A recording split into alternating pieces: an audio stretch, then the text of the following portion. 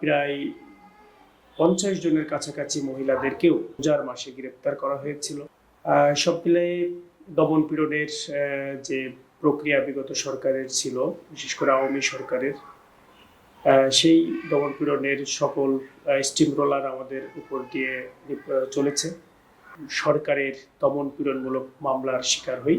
ছাত্র শিবিরের সেন্ট্রাল কমিটির পরিকল্পনা গবেষণা সম্পাদক হিসেবে দায়িত্ব পালন করেছি। জি, ধন্যবাদ আপনাদেরকে এবং আপনাদের এই চ্যানেলের মাধ্যমে যারা আমার কথা শুনছেন সকলকে ধন্যবাদ এবং সাথে শুভেচ্ছা এবং সালাম জানাচ্ছি। আমি অ্যাডভোকেট মাসুদ পারভেজ রাসেল, পেশায় একজন আইনজীবী। জনগণের সেবক হিসেবে চুয়াডাঙ্গা 1 আসনের সংসদ সদস্য হিসেবে জনগণ আমাকে নির্বাচিত করেছেন। আইনজীবীর পাশাপাশি সংসদ সদস্য পদবিটি যোগ হয়েছে। আমি আইন বিভাগে পড়ালেখা করেছি ইসলামী বিশ্ববিদ্যালয়ে। সেখান থেকেই আমার যাত্রা শুরু বলা যায়। ছাত্র শিবিরের সাথে সম্পৃক্ত ছিলাম কলেজ লাইফ থেকে। এরপরে ইসলামী বিশ্ববিদ্যালয়ে পড়ালেখার সূত্র ধরে সম্পৃক্ততা বৃদ্ধি পায়।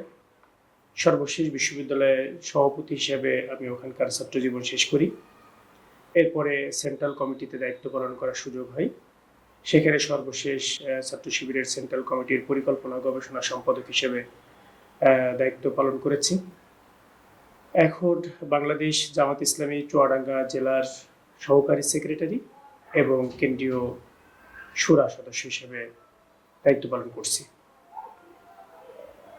এই হচ্ছে রাজনৈতিক প্রেক্ষাপট এবং এই ধারাবাহিকতায় বলা যায় যে অনেক চড়াই উতরাই পার হয়েই আজকে পর্যন্ত আসা। বিশেষ করে 2009 সালে আমি যখন ছাত্র ছিলাম, বিশ্ববিদ্যালয় শিবিরের সেক্রেটারি ছিলাম, সেই সময়ই প্রথম 2009 সালে সরকারের দমন পীড়নমূলক মামলার শিকার হই এবং আমি সহ প্রায় আমার সাথে 45 জন একসাথে আমরা চুয়াডাঙ্গা কারাগারে প্রায় 2 মাসের কাছাকাছি আমরা কারাগারে থাকি।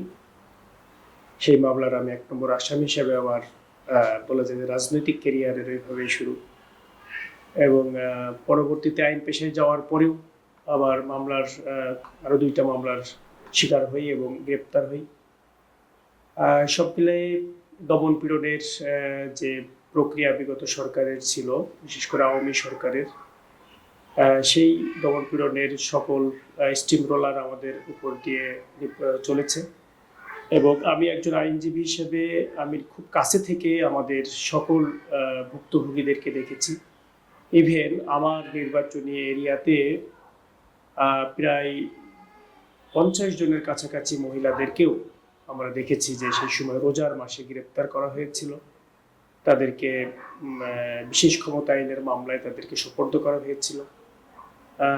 আইনের কারণেই বলা যায় সেখান থেকে তাদেরকে পাশে থেকেছি এবং বৃদ্ধ, সন্তান সম্ভবা এই সমস্ত মানুষগুলোকে তাদের প্রাত্যহিক যে সমস্যাগুলো সেগুলো অবজার্ভ করার সুযোগ হয়েছে। সেই ক্ষেত্রে সকল মানুষের আইনি সুবিধা দেওয়ার চেষ্টা করেছি নিজের সাধ্যের মধ্যে থেকে সর্বোচ্চটুকু।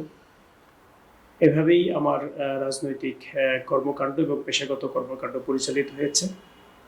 বিগত 24 আগস্ট যেটা বিপ্লব, সেই বিপ্লবের পরেই আমরা মূলত প্রকাশ্যে আমাদের কর্মকাণ্ডগুলোকে জনগণের সামনে নিয়ে আসতে পেরেছি।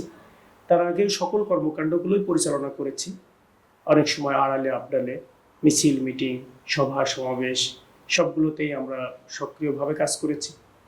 তো সেই কাজ করার ধারাবাহিকতায় 24 আগস্টের পরে সেটাকে আরও জনগণের কাছে স্প্রেড করার সুযোগ আমাদের হয়েছে এবং জনগণ 5ই আগস্টের পরে আমাদের ভূমিকায় খুশি হয়েই বলা চলে। বিশেষ করে আমার চুয়াডাঙ্গার কথা যদি বলি, চুয়াডাঙ্গার মানুষ জুলুম পীড়ন, দমন পীড়ন, চাঁদাবাজি, মাদক, সন্ত্রাস এই সকল কিছু থেকে পরিত্রাণ পাওয়ার প্রত্যাশায় আমাকে ভোট দিয়ে নির্বাচিত করেছেন।